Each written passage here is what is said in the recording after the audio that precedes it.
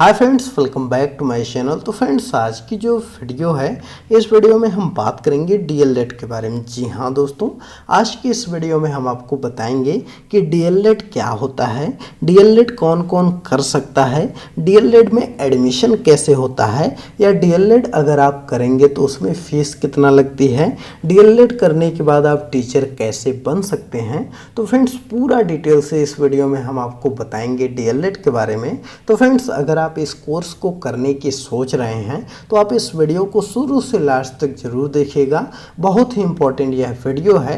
तो फ्रेंड्स, चलिए इस वीडियो को स्टार्ट करते हैं। उससे पहले फ्रेंड्स, अगर आप लोग चैनल पर नए हैं और चैनल को सब्सक्राइब नहीं किया है तो चैनल को सब्सक्राइब कर लीजिए और साथ ही में बेल आइकन भी प्रेस कर दीजिए, जिससे कि मैं कोई नई वीडियो अपलोड करूं तो आप तक उसकी नोटिफिकेशन सबसे पहले पहुंच जाए। तो फ्रेंड्स, चलिए वीडियो को स्टार्ट करते हैं और बात करते हैं कि डीएलएड क्या होता है।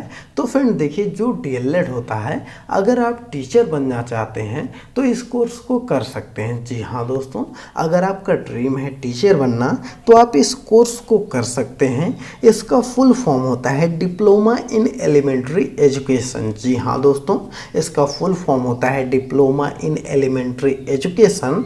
पहले फ्रेंड डीएलएड का जो नाम था वह बीटीसी था, जिसको कि बेसिक ट्रेनिंग सेंटर बोलते थे, लेकिन अभी जो है कि इसका नाम चेंज हो गया है और चेंज होकर के इसका नाम डीएलएड हो गया है। तो फ्रेंड्स, अगर आप टीचर बनने की सोच रहे हैं तो आप इस कोर्स को कर सकते हैं। अगर आप इस कोर्स को करते हैं तो कक्षा 1 से लेकर के 8 तक के टीचर बन सकते हैं। जी हाँ दोस्तों, अगर आप इस कोर्स को करते हैं तो कक्षा 1 से लेकर के 8 तक के टीचर बन सकते हैं।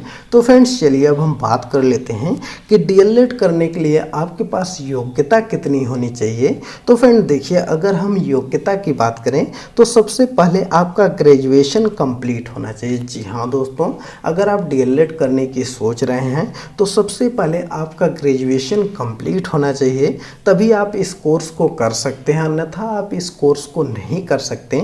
और फ्रेंड्स, आपका 50% मार्क ग्रेजुएशन में होना चाहिए।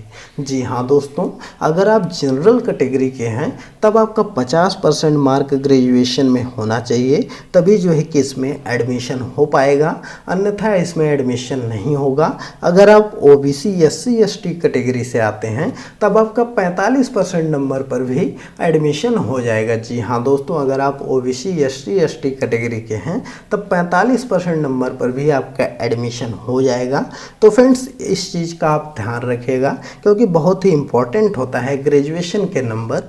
तो फ्रेंड्स, चलिए अब हम बात कर लेते हैं कि डीएलएड में एडमिशन का प्रोसेस क्या है। तो फ्रेंड देखिए, डीएलएड में एडमिशन के प्रोसेस के बारे में बात करें तो 2 तरह से इसमें एडमिशन होता है। जी हाँ दोस्तों, डीएलएड में 2 तरह से एडमिशन होता है, एक मेरिट बेस पे होता है और एक एग्जाम के द्वारा होता है। तो कुछ स्टेट जो है कि इंडिया के मेरिट बेस पे एडमिशन लेते हैं डीएलएड में, और कुछ स्टेट जो है कि आपका एग्ज़ाम करवा करके उसके बाद जो है कि जो भी नंबर आता है उसके आधार पर आपका एडमिशन लेते हैं। तो सबसे पहले आप अपने राज्य में पता कर लीजिएगा कि आप जिस भी राज्य में हैं वहाँ पर मेरिट बेस से एडमिशन होता है कि जो है कि एग्ज़ाम के द्वारा एडमिशन होता है। अगर आपके यहाँ एग्ज़ाम के द्वारा एडमिशन होगा तो सबसे पहले आपको फॉर्म को भरना पड़ेगा, उसके बाद एग्ज़ाम देना पड़ेगा, उसके बाद आपका रिज़ल्ट आएगा और जो भी रैंक आएगी उसके आधार पर आपका एडमिशन होगा। अगर मेरिट बेस पे होगा तो आपका हाई स्कूल, इंटरमीडिएट और ग्रेजुएशन का नंबर देखा जाएगा।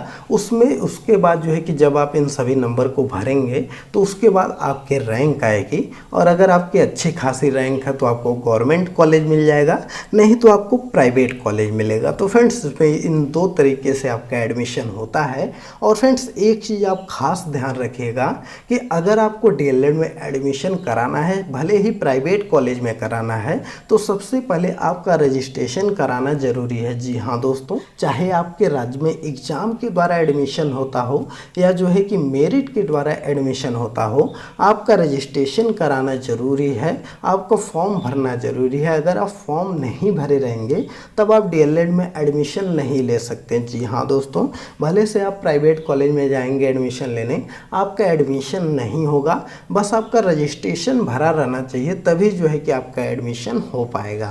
तो फ्रेंड्स, इस चीज़ का ध्यान रखिएगा। तो फ्रेंड्स, चलिए अब हम बात कर लेते हैं कि इसमें फ़ीस कितना लगती है। तो फ्रेंड देखिए, फ़ीस की बात करें तो तो अगर आप गवर्नमेंट कॉलेज से डीएलएड करते हैं तो जो आपकी फ़ीस पड़ेगी वह 1 साल की 10 से 15,000 रुपये पड़ेगी। जी हाँ दोस्तों, अगर आप गवर्नमेंट कॉलेज से करेंगे तो 1 साल की फ़ीस आपकी 10 से 15,000 रुपये पड़ेगी। वहीं पर अगर फ्रेंड्स आप प्राइवेट कॉलेज से डीएलएड करते हैं तब आपकी जो फ़ीस है वह 1 साल की लगभग 60 से 70,000 रुपये पड़ेगी। जी हाँ दोस्तों, अगर आप प्राइवेट कॉलेज से करेंगे तो 1 साल की फ़ीस 60 से 70,000 रुपये पड़ेगी। जो गवर्नमेंट ने डिसाइड किया है प्राइवेट कॉलेज की फ़ीस वह 41,000 रुपये डिसाइड किया है, लेकिन प्राइवेट वाले आपके प्रैक्टिकल का अलग से लेते हैं, उसके बाद एग्जामिनेशन फॉर्म का अलग से, उसके बाद जो है कि बहुत कुछ का अलग अलग से पैसे लेते हैं। तो कुल मिलाकर के जो है कि 60 से 70,000 रुपये तक आपकी फ़ीस लग जाती है और यह 2 साल का कोर्स होता है। तो अगर आप प्राइवेट से करेंगे तो लगभग 1.5 लाख रुपए आपके लग जाएंगे। वहीं पर अगर आप गवर्नमेंट से हैं तो मात्र 30,000 रुपये में आपका डीएलएड कंप्लीट हो जाएगा। तो फ्रेंड्स चलिए अब हम बात कर लेते हैं कि अगर आप डीएलएड कर लेंगे तो उसके बाद आप टीचर कैसे बनेंगे। तो फ्रेंड देखिए, जब आप डीएलएड कर लेंगे तो उसके बाद जो है कि आप टेट का एग्ज़ाम दे सकते हैं, सीटेट का एग्ज़ाम दे सकते हैं।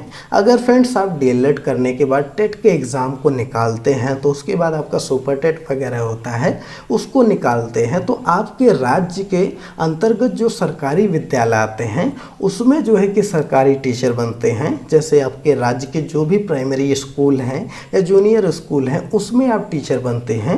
वहीं पर फ्रेंड्स अगर आप सीटेट निकालते हैं तो जो केंद्रीय विद्यालय होते हैं उसमें आप टीचर बनते हैं। तो फ्रेंड्स इस तरह से आप टीचर बन सकते हैं।